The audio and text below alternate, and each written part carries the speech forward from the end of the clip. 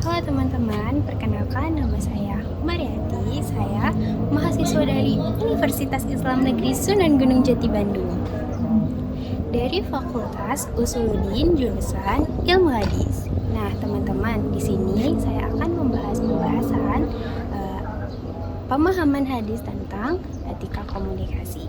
Ya, etika komunikasi itu seperti apa sih? Oke, etika komunikasi itu adalah berbicara yang baik, berbicara sopan, dan berbicara yang teratur. Seperti apa? Intinya kita itu harus bisa berbicara yang baik-baik. Terus tidak boleh gibah, tidak boleh berbicara kasar, tidak boleh menyakiti perasaan orang lain ya teman-teman. Itu masuk ke dalam etika komunikasi. Nah, contohnya seperti video berikut. Hadis media jam 10 mereka mah jam 10 mereka mah. Iya, jam 4 sore di kocak. Terus kata Oja,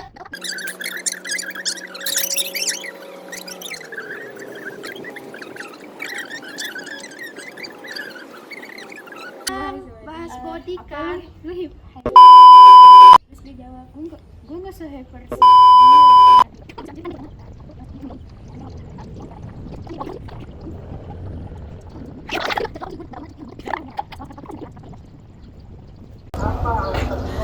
Video tersebut menjelaskan sedang apa kalau lagi kumpul-kumpul kayak gitu. Ya benar, sedang gibah. Semakin kecil suaranya, semakin dalam pembahasannya.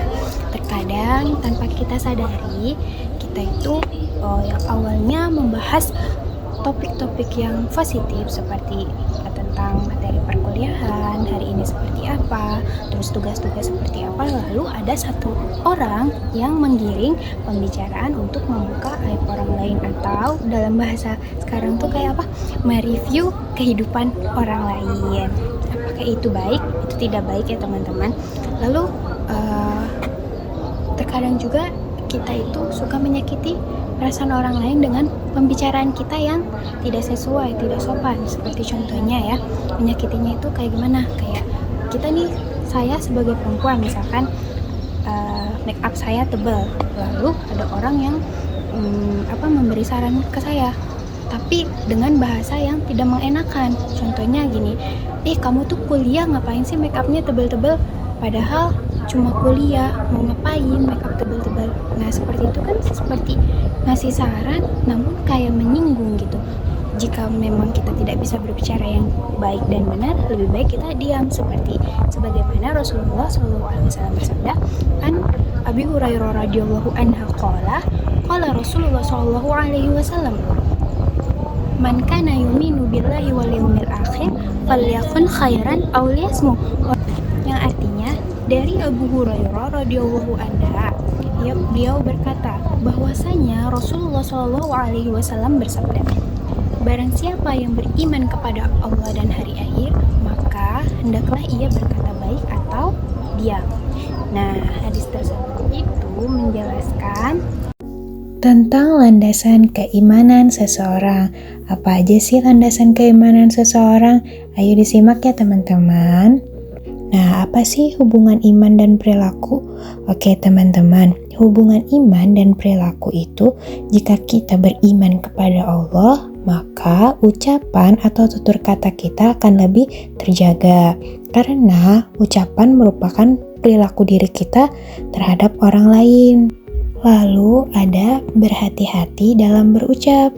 Jadi orang beriman itu cenderung sadar apa yang dia ucapkannya itu bermanfaat atau tidak. Makanya dia selalu berhati-hati dalam berbicara, dalam menuturkan kata-katanya. Oke, selanjutnya pentingnya ucapan dalam pilihan untuk diam. Nah, selanjutnya itu tadi di dalam hadis lebih baik diam. Kenapa lebih baik diam? Karena diam itu merupakan tanda perdamaian, atau diam tersebut itu menandakan bahwa orang yang sangat bijak. Jadi jika tidak ada kebaikan dalam ucapan, maka lebih baik diam, karena sikapnya diam ini merupakan sikap bijaksana dan tanda kedewasaan dalam berkomunikasi. Oke, lanjut. yaitu etika berbicara dalam Islam. Di dalam Islam ada etika berbicara yang baik dan benar. Pertama, ada berbicara baik dan sopan. Kenapa kita harus berbicara baik dan sopan? Karena kita harus menjaga perasaan orang lain. Lalu yang kedua ada menghindari fitnah dan bergosip. Seperti tadi contohnya teman-teman, yang di video tersebut ada video bergosip. Itu tidak diperbolehkan ya teman-teman, karena bergosip itu belum tentu beritanya itu benar atau tidak. Lalu yang ketiga ada penuh pertimbangan. Kenapa kita harus mempertimbangkan kata-kata kita agar tidak menimbulkan pepercahan atau permusuhan? Selanjutnya yaitu tanggung jawab sosial dari ucapan. Nah, dari ucapan kita itu akan memiliki dampak, yaitu dampak positif dan dampak negatif. Dampak positifnya, jika kita berbicara yang baik-baik, maka akan membawa keharmonisan dalam pertemanan. Kenapa kalau ucapan yang baik-baik itu membawa perdamaian? Kadang kalau pertemanan tapi salah satu dari teman kita ini mulutnya itu susah banget diajak kompromi ya, kayak susah banget untuk berkata yang baik-baik lah. Pastikan banyak yang kesinggung, dan rata-rata sekarang kalau orang yang mulutnya sulit untuk dijaga pasti langsung di cut off, atau kita bisa berteman cuma sekedar aja pertemanannya, nggak sampai sedekat dulu lagi gitu. Terus dampak positifnya mendorong pertumbuhan sikap saling menghargai. Jika kita berbicara dengan baik dan memikirkan perasaan orang lain, maka itu disebut menghargai orang lain juga, mempererat hubungan silaturahmi. Lalu dampak negatifnya apa?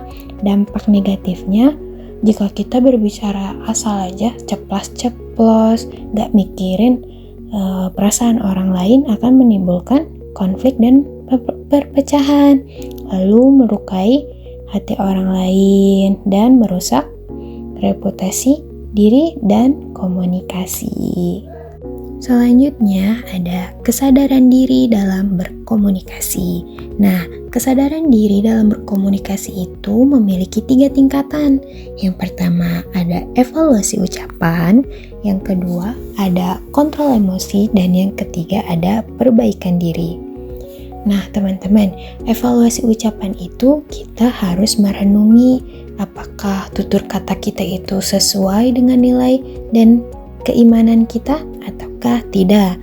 Yang kedua ada mengontrol emosi.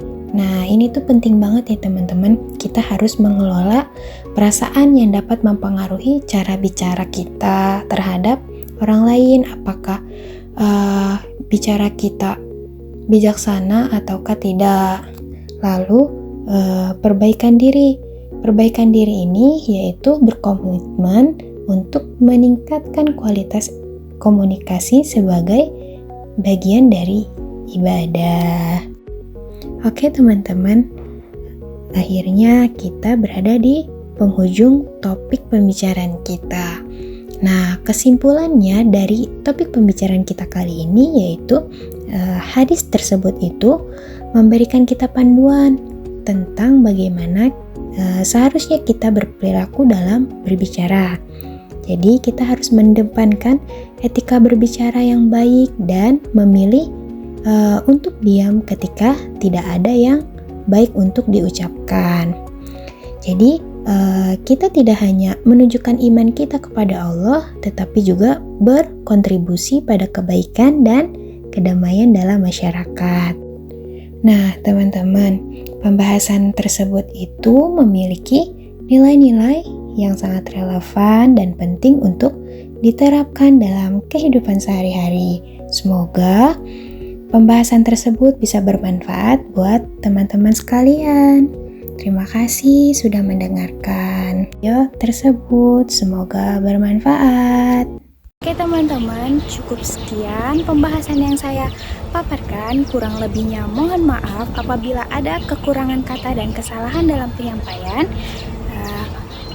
Jangan lupa like, komen, dan subscribe. Wassalamualaikum warahmatullahi wabarakatuh.